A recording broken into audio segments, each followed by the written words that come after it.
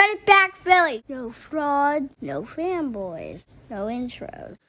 I tweeted and I said, are you guys ready to watch this 76ers team against a young team with athletes that get up and down the floor?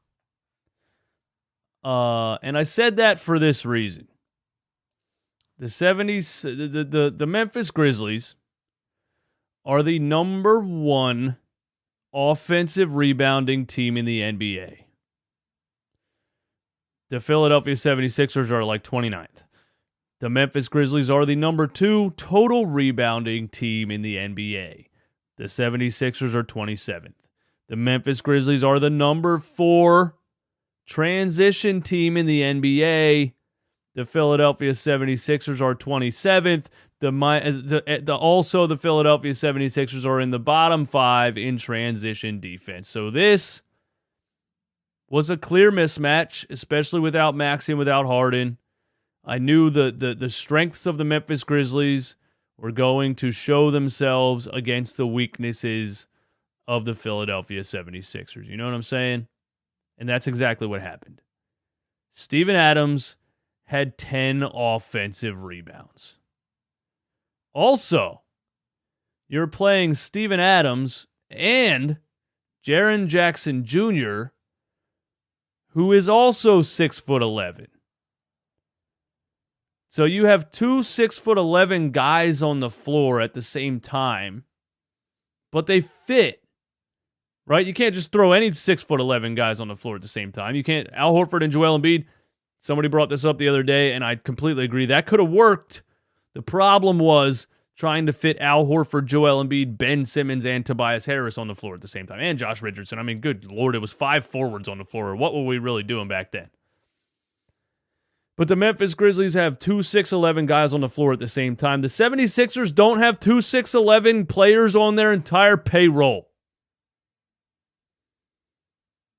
Yeah. Every other team has them. Every other team has them. Every other team has them, guys. Every other team has them. The 76ers built a short, slow basketball team. So you knew that was going to be the story of this game. Steven Adams had 10 offensive rebounds. He had 16 total rebounds. Jaren Jackson Jr. had 5 blocks. That's mostly the story of the game. The rebounds, the offensive rebounds, the second chance points, and the fast break points. And here, I'll just show you. I want to start bringing some things on the screen. Get interactive here, all right? Here you go. The Memphis Grizzlies out-rebounded us 64-50. Assists were almost tied, so we moved the ball well against a team that moves the ball well. Steals were almost tied. The Memphis Grizzlies had, good Lord, 11, count them, 11 blocks. 11 blocks. A lot of them. Some of them. A lot. I want to say 3 of them were on Joel Embiid. Off the top of my head. We shot a good 3-point percentage. The field goal percentage was pretty even. Free throw percentage. Here's the stories of the game right here, guys. Points in the paint. The Memphis Grizzlies had 60. We had 46. Second chance points. The Memphis Grizzlies had 25 to our 11. And fast break points. As anyone could have guessed, a young team that's athletic and gets up and down the floor versus an old slow team who's like majority 6'7", 6'8". Old, slow, and short team, 9 fast break points. Young, fast, athletic team, 24 fast break points. What can you do? Joel Embiid versus Steven Adams. I think Joel Embiid did everything you could have done in this game. And Steven Adams is the one center in the NBA that can guard Joel Embiid. I bring up Steven Adams a lot when I talk about Joel getting slowed down by certain centers in the NBA. Steven Adams is that guy. He's a gigantic human being.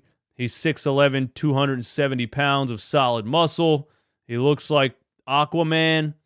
I would, if he, I don't know if he has any videos, I would like to watch the guy in the gym lifting weights just because he's like a gigantic, 6'11", The Rock. But yeah, he does a good job of slowing down Joel Embiid, but I thought Joel didn't back down, and I thought Joel went at him a lot. I thought Joel fought a good fight.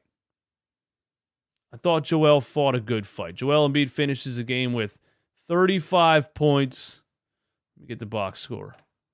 Joel Embiid finishes the game with 35 points, 11 rebounds, 8 assists, 1 steal, 3 blocks, a +9. You can't really ask for much more against out of Joel Embiid against Steven Adams and Jaren Jackson Jr. When the guys around him are Shake Milton, DeAnthony Melton, PJ Tucker, Furkan Korkmaz, George Niang, Daniel House Jr., Paul Reed, Matisse Thybulle, Montrezl Harrell didn't play. Joel did everything. If Joel didn't play in this game, we lose by 90. Let's call it what it is. Speaking of plus minus, Shake Milton was a -15, Furkan Korkmaz was a -11, George Niang was a -13, and good Lord Paul Reed in 6 minutes was a -16. Yeah. But I think Joel did everything he could do effort-wise. So I was happy with Joel's effort and how he fought and tried to drag this team to somewhere they didn't belong. They were down by almost 20 a couple different times in the game, and they clawed their way back and at least tried to fight, and I like that.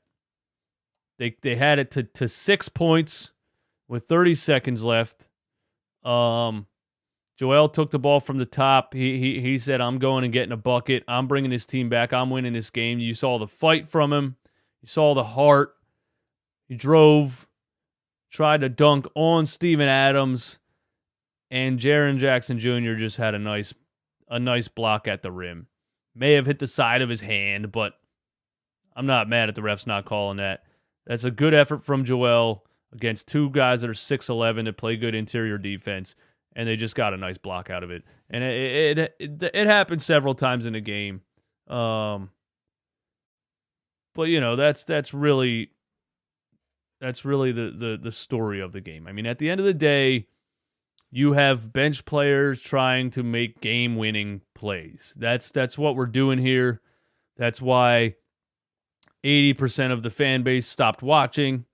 That's why nobody gives a shit right now. James Harden's coming back on Monday. Thank God. At least we'll have something to talk about. At least we'll be able to assess it a little bit. You just can't really assess these games. We're playing with our guys, and I thought they fought.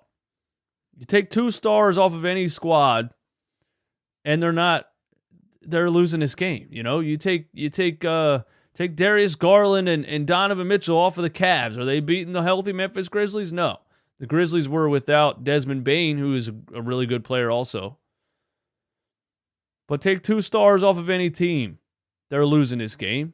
Take Jason Tatum and leave Jaylen Brown, but take Jason Tatum and I don't know, Al Horford off of the Celtics. Are they beating this? No. Run it back, Philly. No frauds, no fanboys, no intros.